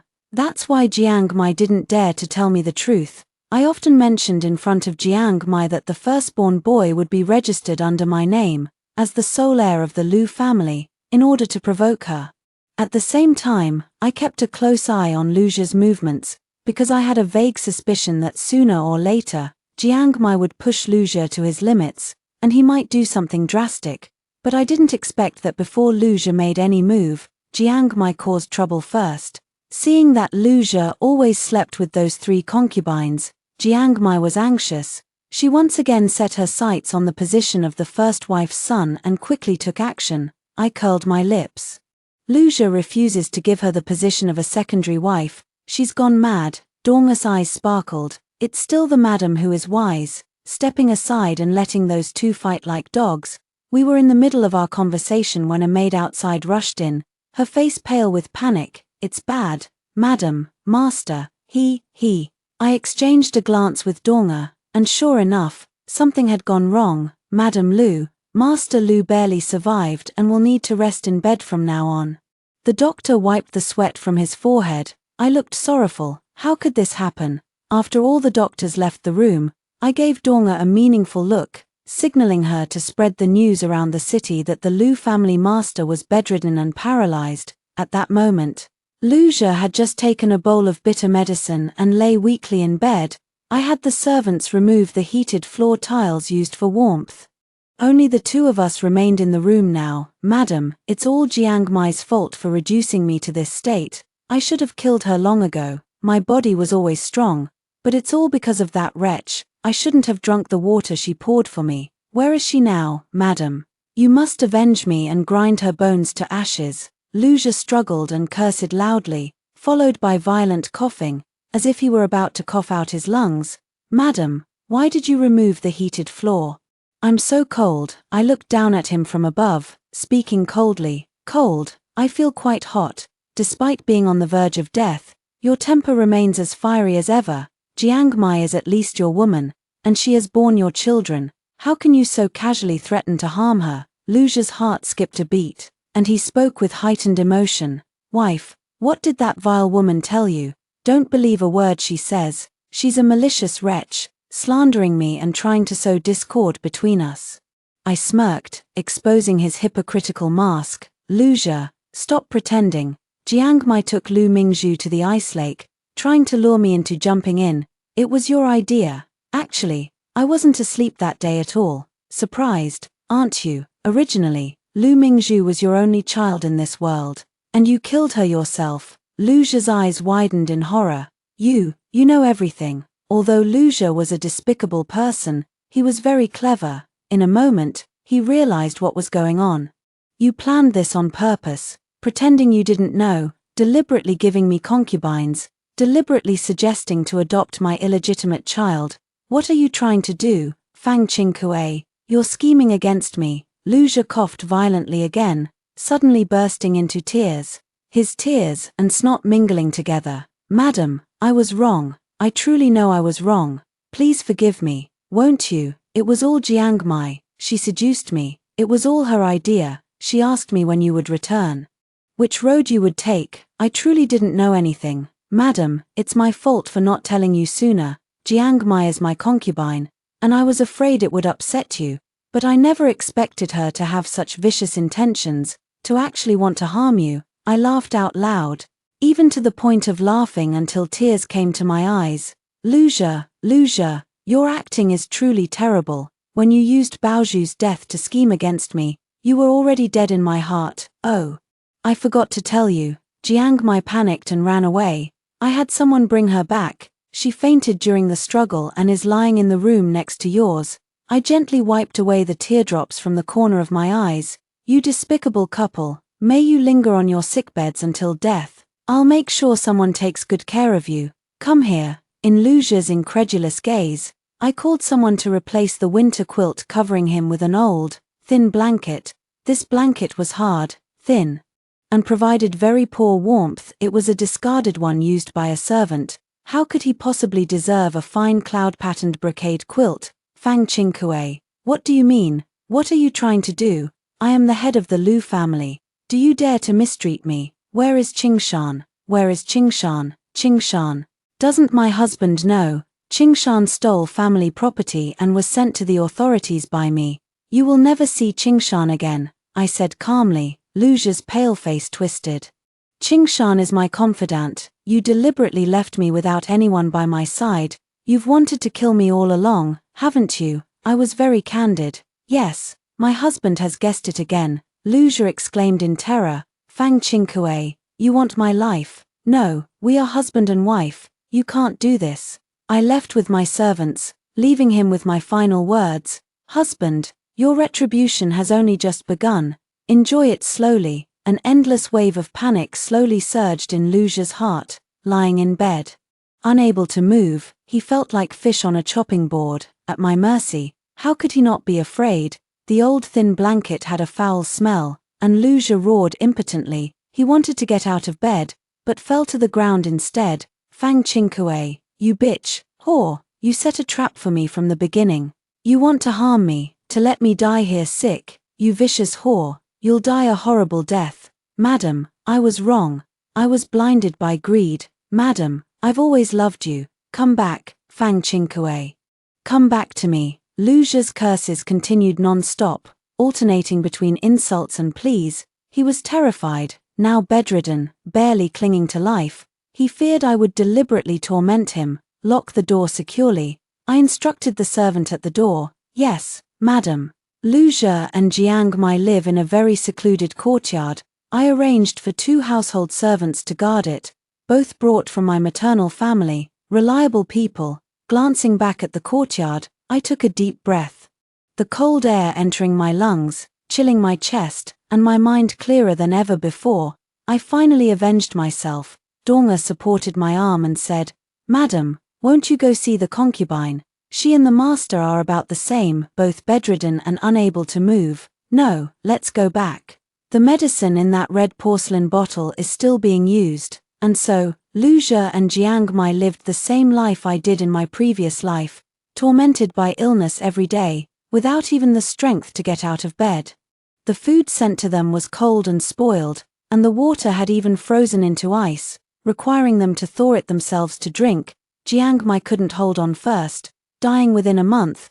What a useless person. In my previous life, I managed to hold on for half a year. At first, Luxia begged me, but later, probably giving up, he kept cursing me, spewing all kinds of vicious curses, saying I would go to the 18th level of hell. What a coincidence. I crawled out from hell.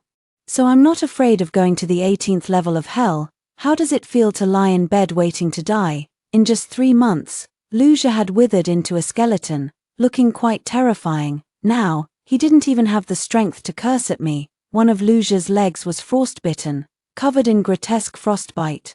Though unable to speak, the hatred in his eyes was palpable, as if he wanted to kill me. Luxia, you don't need to look at me like that.